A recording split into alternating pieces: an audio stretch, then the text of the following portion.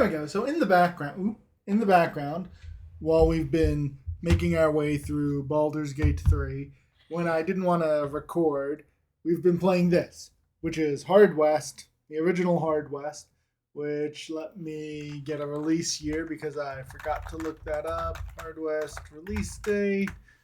It was released. Let me make sure this is Hard West 1. So yeah, this is, wow, 2015. A little old, but not the oldest thing I've played. What is Hard West? As you can see, we've done everything but Iron Man and a few of the mini objectives because I wasn't really trying too hard. But we've played through this whole thing. Can we see? Can we see a completion on Scars of Freedom? No, we can't. But we have gotten through Scars of Freedom. That last map is it was long, unnecessarily long. But the story is pretty simple. You are in the weird Old West. We have the devil attempting to conduct his evil plan to essentially destroy the world. Very simple, very straightforward, beautiful, easy. A bunch of miniature campaigns. The main complaint there is that in each of these mini campaigns, your party resets. So there's a lot of starting over, but each campaign is not that long. We have a good, I think this one, if we start this scenario, we can just sort of show you what things look like. There we go. So combat is tactical grid, very straightforward, very simple, as you'll see. You have cover, which you're probably familiar with. Characters have luck. As luck depletes, you can use your luck for skills, which we don't have at the start, and luck is depleted as you dodge shots.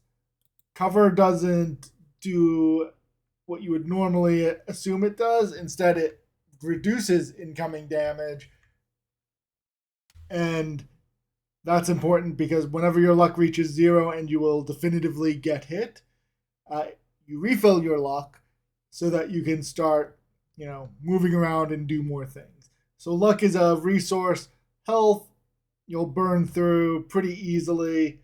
And then as you can see, shooting at people in cover greatly reduces the damage that they will take. That's it. That's Hard West in a nutshell. The story itself is pretty simple, pretty straightforward. A fan of that, especially after doing something longer, more complicated, and unnecessarily big. Fairly streamlined. I think it's a solid 5 or 6. The more you like this sort of setting and tactical grid-based games that are XCOM like, the more you're going to like it. I could probably push it up to a 7 or so, mattering on what you're looking for. Is it great?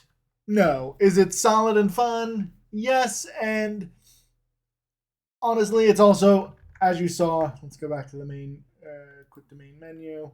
As you saw, the campaign, each of these is maybe a few hours, so overall, maybe a 30-hour game, maybe. That might be overstating it. Do I have Steam open? Because I can see how long I have had the game open, which isn't a perfect way to say Hard West. Where's playtime? Up to date. Playtime 50 some hours, and let's see. We take into account that there were some days that it was just open all day. So yeah, 30 hours is probably about right, considering we redid one of the campaigns to try and do some things differently. So yeah, 30 to 40 hours, and lower if you play on lower difficulty. Hard West, a solid experience, Not amazing. So if you've still got amazing games to play, I would go through those first. But overall, excited. There's apparently a Hard West 2. Maybe I'll look into that. But there we are. Just a short, quick review for Hard West and the expansion Scars of Freedom. There we are. I think it's pretty simple. It's fun. Give it a try. Why does that say 0%? Oh, because we restarted. Wow. That makes me sad that it's now going to show 0%. Well, whatever. So there we go.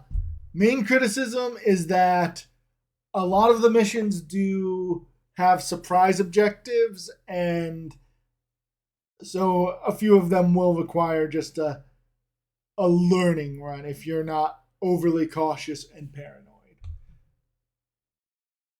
And your characters aren't that different. Um, Instead of leveling up, you get random loot drops that are essentially cards that have buffs and skills on them. Give each character up to 5 cards. Make poker hands to get extra buffs. So that's where your customization comes in. But because you don't really have each team for a long time and the cards get dealt to you randomly as you adventure, you don't have as much customization as I would like, but it's short, it's sweet, and yeah. The other thing is that healing items are really good, and you never really equip any other consumable because of how good healing items are. So, not a lot of customization, but it should be fine, and enjoy it. And I guess I should stop recording instead of just quitting the game. There we go.